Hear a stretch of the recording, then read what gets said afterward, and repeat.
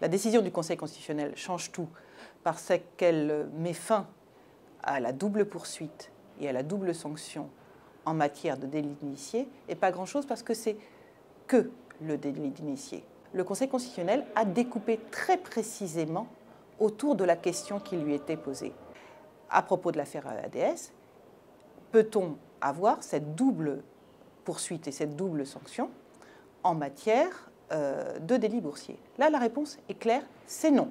C'est la victoire des avocats qui, depuis plusieurs années, voulaient imposer la règle non bis in idem, mais c'est une victoire limitée aux délits et manquements d'initiés.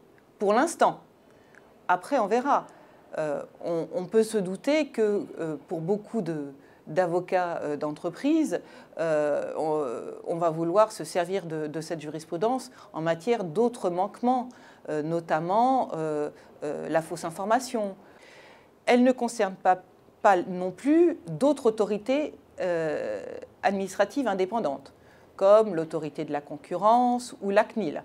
Il ne peut pas y avoir de constitution de partie civile devant l'AMF, il peut y en avoir devant la justice pénale. Donc il faudra bien qu'à un moment donné ou un autre, on écoute les petits actionnaires.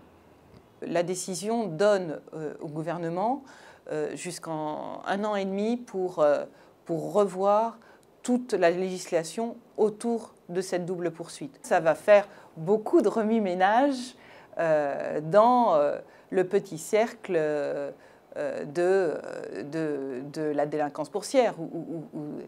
Mais il faut dire que ça fait des années et des années que le sujet était à l'ordre du jour.